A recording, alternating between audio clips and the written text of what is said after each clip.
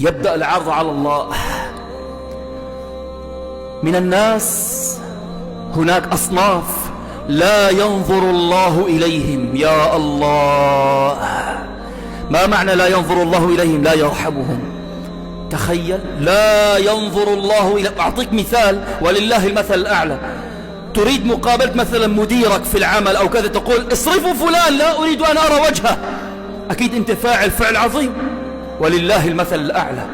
قال لا ينظر الله إليهم. العاق لوالديه، العاق لوالديه، الكذاب الذي يحلف الأيمان الكاذبة مشان ينفق السلع اللي عنده وكذا، وما أكثرها الآن في الأسواق.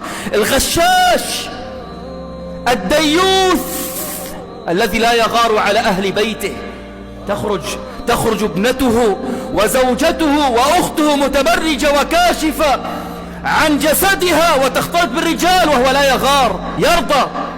هذا ديوث لا ينظر الله إليه يوم القيامة. المنان الذي يعطي الصدقات ويمن، أنا عطيتك وأنا سويتك ولحم كتافك من خير، وهكذا.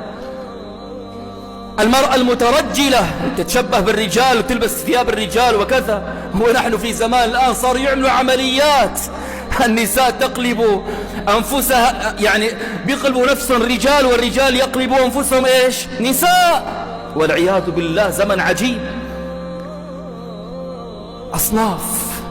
تارك الصلاة، تارك الصلاة يوم القيامة يحشر مع من؟ هل يحشر تحت لواء سيدنا محمد؟ أبدا.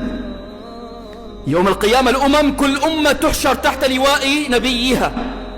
تارك الصلاة أين يحشر؟